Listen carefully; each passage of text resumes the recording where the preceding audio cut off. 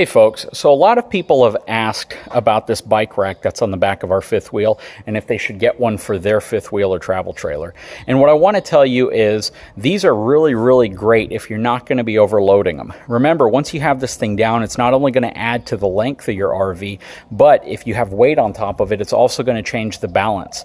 Now, you don't want to put a tremendous amount of weight on this. Ours right here is rated at 450 pounds. However, I would never put more than maybe 100 pounds worth of weight on it, maybe 200 pounds depending on what it is. What you have to consider is that when you're driving down the road, any weight you have on here creates a leverage point on the back and it pulls weight off the front. So what that does in two different regards is it can make the pin weight on your truck lighter, but it can also put more weight and flex and stress on your frame itself. When you pull these pins out and drop this down, it really does a good job to give you that extra space for hauling things. But just keep in mind, again, it's attached to the back portion of your frame. Now, if you plan on adding something like this to your fifth wheel or travel trailer, it's always best to make sure that it's attached to a frame mounting point. You never want to attach something like this to the bumper. The bumpers on virtually all travel trailers and fifth wheels are really thin gauge metal, and they're very prone to bending or tearing because they're simply a basic bumper. They don't really have a lot of structure to them or a lot of support. Now, I put a couple reflectors across the back of my bumper, but I have the end cap removed here. It's one of these little bug-free end caps. And the metal here is very thin. It's probably 1/16 of an inch steel. It's probably not even high-strength steel. And these are prone to really any significant amount of weight leveraging against it, tearing at these weld joints right here. The best place to mount anything to the back of a fifth wheel or a travel trailer would be directly to the frame itself or to a member coming directly off the frame. The nice thing about this specific coach is that this back bike rack is a factory optioned part. It's made by LCI and it's designed to be attached to these back mounts. Now, if you opened up one of these are about 1/8 of an inch, so it's much thicker steel, about twice as thick as the steel on here. Plus, if you see how it's attached, it's directly welded to the bottom of the I-beam that runs across the entire length of the fifth wheel. So this is a much stronger mounting point than some.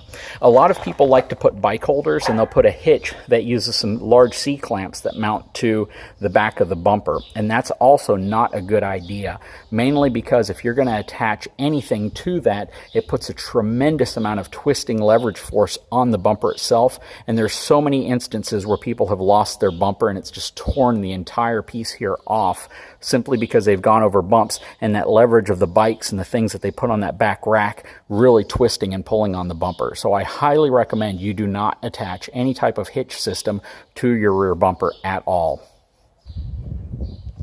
And here's another shot from underneath our coach looking back towards the bumper, where you can see how it's welded to not only a large C channel right here, but it's welded directly to the bottom of the I-beam, which gives it much more support and rigidity for the sake of holding that back rack. And I've stood on that rack, and it really has no real movement other than, of course, moving the RV up and down slightly with the suspension.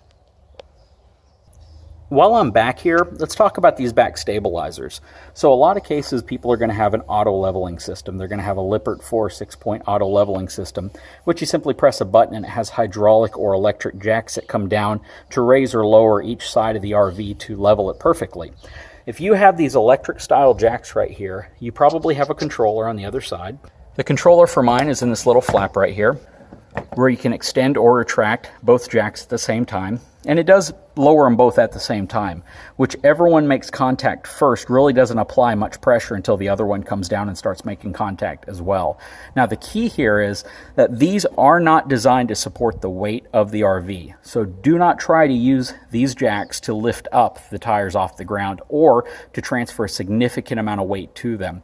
These are designed, once you have your RV pretty much leveled out, you can put some blocks underneath them and you can put them just until the point that they press and then maybe another click after that. So it simply stabilizes the ride. So when you're walking around in the back, it doesn't move the whole thing around.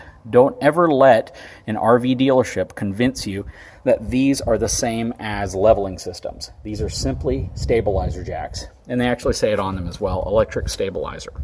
These are not designed to hold the weight of the actual coach. They're only designed to stabilize the weight. So hey guys, I hope this has been an informative video. If you like my channel, please like and subscribe. Thanks everyone.